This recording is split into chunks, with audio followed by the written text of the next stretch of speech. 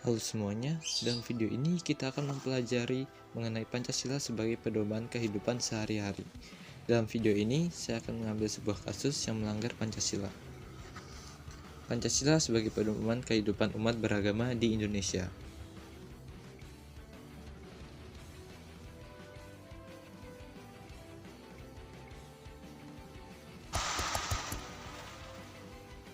Indonesia merupakan negara dengan beragam perbedaan yang saling menguatkan dalam Bhinneka Tunggal Ika. Oleh karena itu, setiap agama, ras, suku, dan budaya hendaknya menghargai satu sama lain.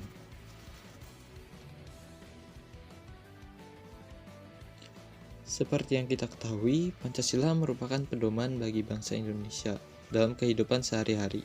Namun, hal tersebut tidak luput dari pelanggaran yang ada. Contohnya, kasus pelecehan agama.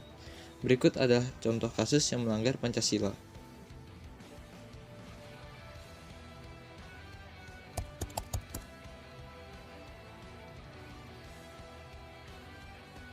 Kasus Roy Suryo. Dilansir dari kompas.com, Polda Metro Jaya resmi menahan ex-Menteri Pemuda dan Olahraga atau Menpora Roy Suryo selaku tersangka kasus penistaan agama. Kabid Humas Polda Metro Jaya, Kombes Endra Zulpan mengatakan, penahanan terhadap Roy Suryo dimulai pada Jumat 5 Agustus 2022.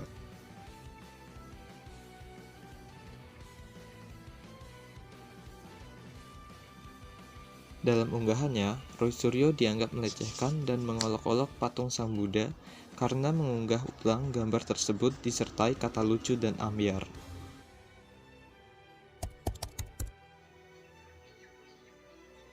Penyidik menganggap tersangka belum pernah dilakukan penahanan.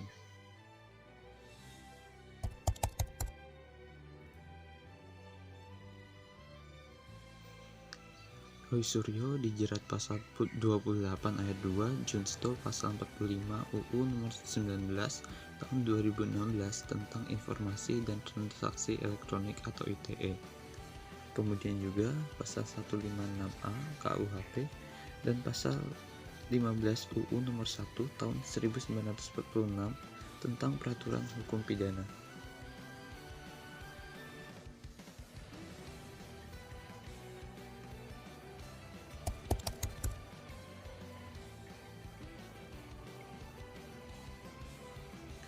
Hukum Pidana Universitas Jenderal Sudirman, Hipnu Nugroho menanggapi penahanan ex-Menteri Pemuda dan Olahraga atau Menpora Roy Suryo karena kasus meme stupa Buddha di Candi Borobudur yang digabungkan dengan wajah Presiden Joko Widodo.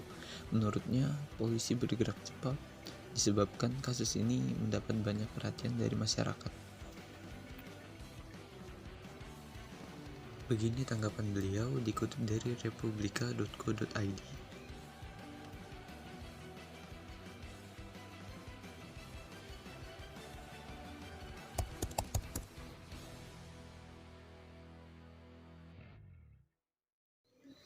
Dari kasus tersebut, ada banyak hal yang dapat kita pelajari. Kita sebagai manusia yang berpedoman dalam Pancasila harus adil dan beradab. Memiliki adab yang bagus merupakan salah satu contoh bahwa kita berlandaskan Pancasila.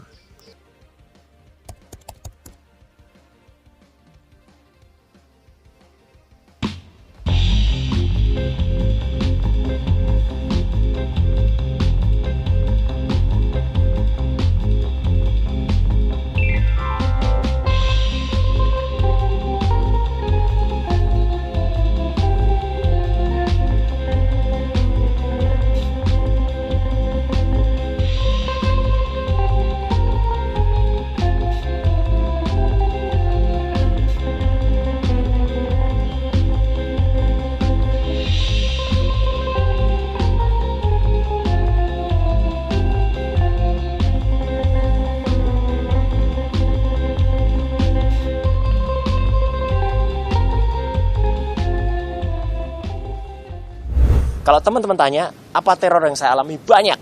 Ya, saya banyak sekali mengalami teror. Ya, bukan hanya teror secara media sosial. Ya, ada beberapa media abal-abal, saya sebut begitu, yang dengan sangat sadis, ya, itu sudah memfitnah, bahkan menyatakan saya dipecat dari keluarga keraton di Yogyakarta, dibikin arak-arakan dan lain sebagainya. Itu video membuat berita yang tidak benar ya. Kemudian bahkan ada satu media resmi juga yang sudah semenjak kita sebulan yang lalu memberikan caption kepada saya sebagai seorang yang menistakan agama dan TSK. Itu kan luar biasa. Dan bukan hanya itu teman-teman, teror pribadi kepada saya langsung ada ya, yaitu langsung ke nomor handphone saya, dan itu semua sudah saya sampaikan kepada LPSK ya pada kesempatan tanggal 6 Juli yang lalu ya gitu. Jadi bukti-buktinya ada semua, yaitu teror kepada saya, bahkan teror yang sifatnya non teknis. Saya tidak bisa menceritakan apa itu teror non teknis ya gitu, itu saya alami.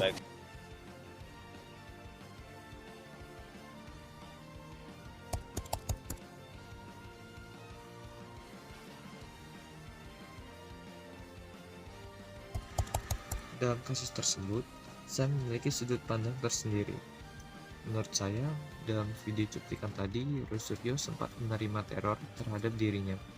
Lalu, Roy Suryo terlihat tidak terima dan melapor ke LPSK. Di sini, seolah-olah dialah yang menjadi korban.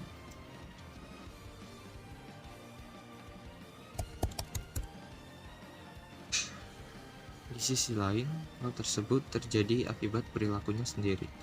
Roy Suryo sudah melecehkan agama dan presiden secara tidak hormat. Jadi, wajar saja jika beliau mendapat perilaku yang tidak hormat dari masyarakat. Hal ini menjadi sebuah sanksi sosial bagi Roy Suryo. Selain itu, saya juga setuju dengan pendapat Bapak Hipnu Nugroho yang menyatakan bahwa polisi bergerak cepat karena kasus ini menuai perhatian yang lebih banyak dari masyarakat. Fenomena ini sering disebut dengan viral no justice. Contohnya kasus pelecehan pegawai KPI pada tahun 2012 silam yang dilaporkan pada tahun 2019, kemudian viral pada 2021 dan baru ditindaklanjuti. Kompas.com 2021. Sekian video pembelajaran dari saya. Terima kasih.